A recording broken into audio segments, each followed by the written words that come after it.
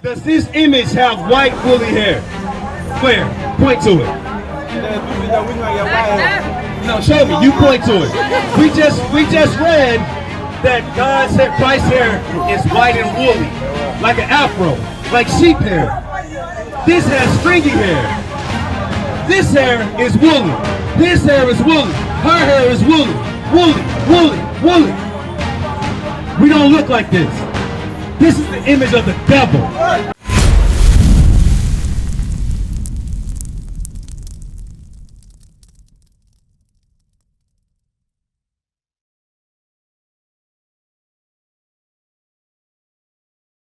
Everything that he saw, he wrote it down. So let's see what he saw. Come on. Yes, sir. Verse 3. Blessed is he that readeth. That do what? Blessed is he that readeth. You have to read the Bible and comprehend and understand. You can't just let somebody tell you this is Jesus. We're reading out of the Bible. So let's read what Christ looked like. Yes, sir. Verse 14. His head and his hairs were white like wool. Like wool. It says Jesus Christ. Let's go over here. It says his head and his hairs were white like wool. What are we reading? The Bible. King James Version. Which one of these images, sister, come up here. Which one of these images has the hair of wool? Which one? Because it just said, blessed is he that readeth. Meaning, you have to read for yourself. It's made plain. So which one has hair like wool? What does the hair like wool mean? Wool. Have you ever seen a sheep? You know what a sheep look like? A sheep. Who knows what a sheep look like? Do y'all know a goat, sheep? It has woolly hair. Do we have that image? Y'all got it? Yeah. Anyway, it looks like your hair. It looks like this. This is wool. Afro. Wool. Wool. This is the hair of God. This is what wool looks like. This is what your hair looks like if it grows out. Your hair. Your hair. This is what the Bible is saying. Read it again. Yes, sir. His head and his hairs were white like wool. Come on. As white as snow. Does this image have white woolly hair? I'm asking you. Any one of these images. Which one? Which one of these have white woolly hair? Because see, we got to understand and think critically. We got to understand the words on the page. White woolly hair. Does this image have white woolly hair? Where? Point to it. No, show me. You point to it. We just read that God's hair, Christ's hair is white and woolly, like an afro, like sheep hair. This has stringy hair. This hair is woolly. His hair is woolly. Her hair is woolly. Woolly, woolly, woolly. We don't look like this. This is the image of the devil. Read on. And his eyes were as a flame of fire. So when you look at this, do you see red in this person's eyes? Where? You show me. You pointed. It's no red in his eyes. Not meaning the brown part, but the white around the eyes is red. Like I can see in y'all eyes, around my eyes. It's red around the white, around his eyes. This is the description of Jesus Christ. Look, we're not saying this is Christ, but we're saying this is how the Bible describes him. This is definitely not Christ. Read on. Verse 15. And his feet. And his what? His feet. His what? His feet. Come on. Leg on the fine brass, as if they burn in a furnace. What color is brass? Brass. Brass. What you say? Say it loud, brother. Brown. Brass is brown. Like the color of this microphone. It said it's what? And his feet like on the fine brass, as if they burn in a furnace. If we took a lighter, some fire, and burned this, what color would it be? It said his feet. Look at this brother's feet. Feet. We can see. If I can see your feet, I can see the color of your feet. The Bible said Jesus Christ's feet was brass, as if it burned. If you burn this, what color will it turn?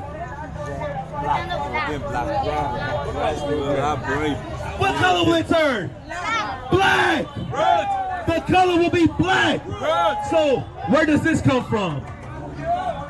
Where does this image come from? Huh? The priest? Give me Lamentations chapter 2. Let me get Lamentations chapter 2 and verse 14. She said it comes from the priest. Thank you, officer. Yeah. Guess what, sis? We learned this same thing in America. Y'all are no different from us. Y'all are no different from us. Lamentations 2:14. We learned this in Christianity, in Catholicism, Mormonism, what else? Methodist, Catholic. We learned that there. It wasn't until I heard that Jesus was a black man from these men in purple that I knew the truth. That's what happened. I actually had to read for myself in the Bible. When you go to church, do they ask you to read? You go to church? Who out here go to church? Raise your hand if you go to church. When you go to church, sis, do they ask you to read out of the Bible? Or do you just sing and do shouts and dances? You read? Have you ever read Revelation chapter 1? No. So what I'm showing you is that the church teaches feel-good message. A lot of times these churches will tell you what you want to hear so that way they can take your money. That's how they do in America. That's how they do here, I'm sure. But listen, sis, you said you learned this from your pastor. This is what God said. Come on. The book of Lamentation, chapter 2 and verse 14. The prophets have seen vain and foolish things for thee. By who?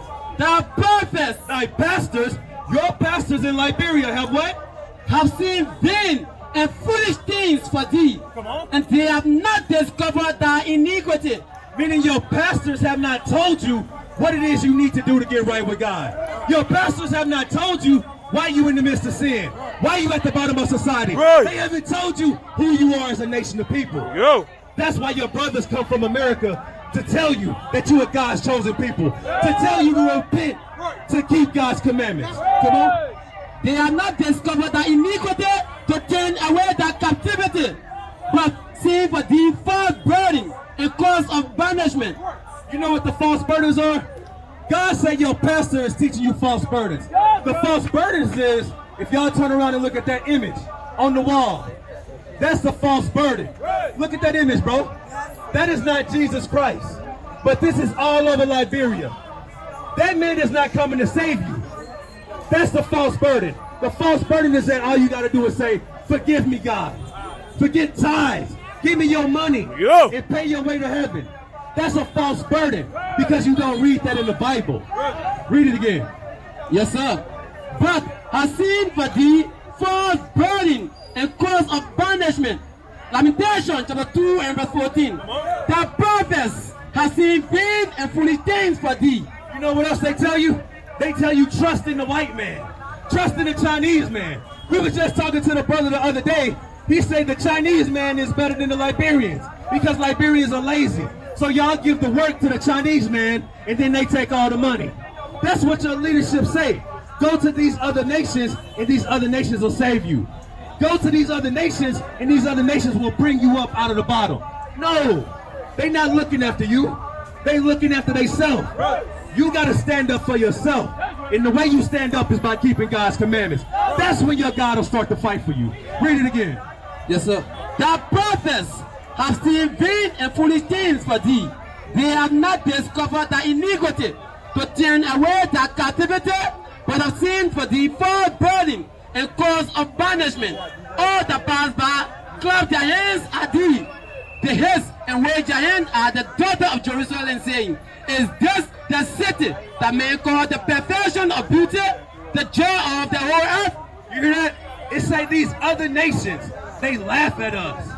Not just at y'all, they do like that to us in America too. They laugh at us. They say, these people supposed to be the people of God, but look at them. They at the bottom. Right. They niggas. They Liberians. They Ghanaians. They Sierra Leone. They at the bottom. How does a people, a great people, fall so low? How does a great people fall so low? That's what you got to ask yourself. They laugh at us because they did this. They told us that we the Gentiles. They told us that we nothing, and we believed it. They told us that this is our God, and we believed it. So now we gave our power to somebody else. Go to Jeremiah chapter 16 and verse 10. Y'all got any more questions? Any questions? We out here for y'all. What questions do y'all have? What questions? Anybody? Brother, what questions you got? You got it? Jeremiah 16, verse 10. Jeremiah chapter 16 and verse 10.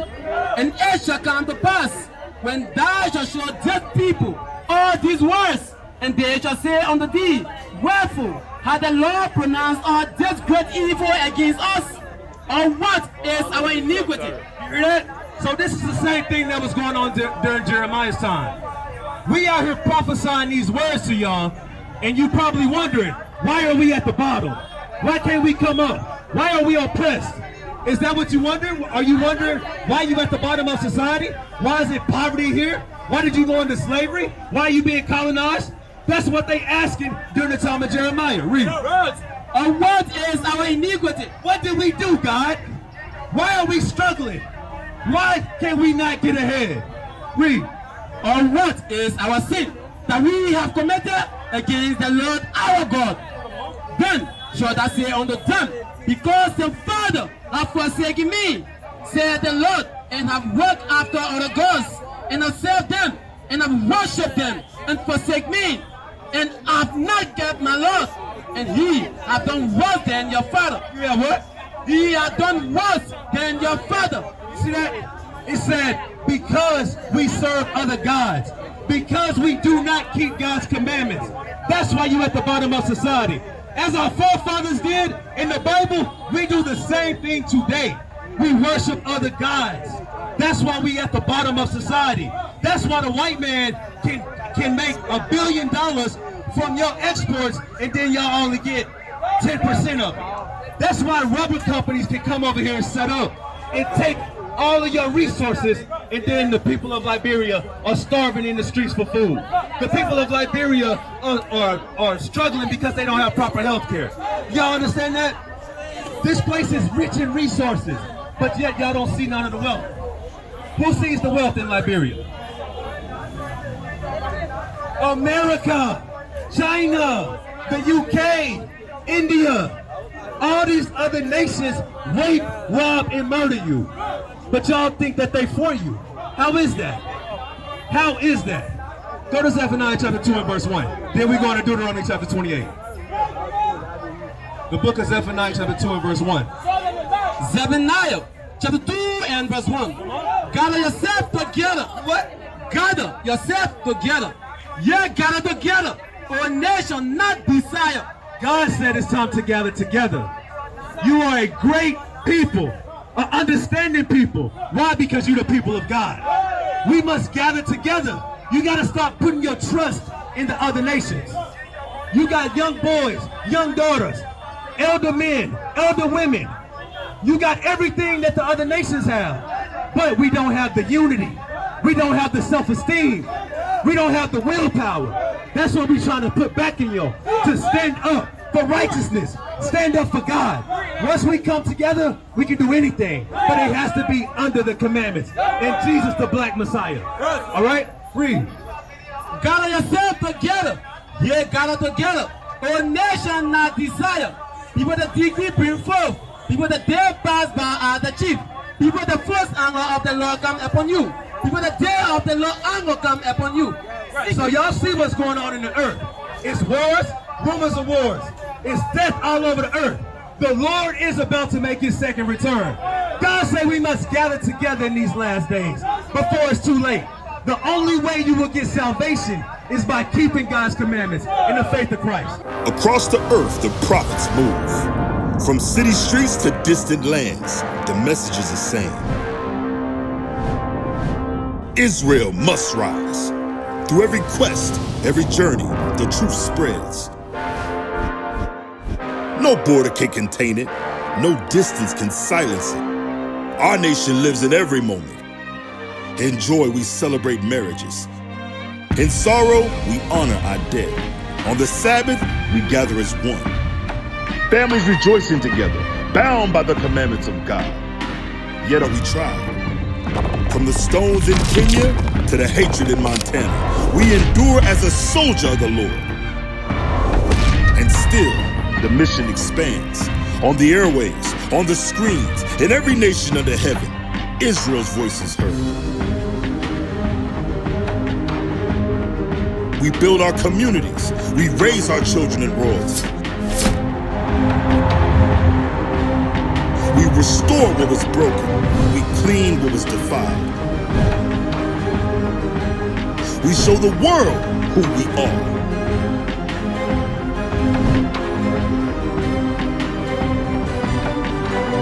This is Israel united in Christ. Nation in motion. Nation endures.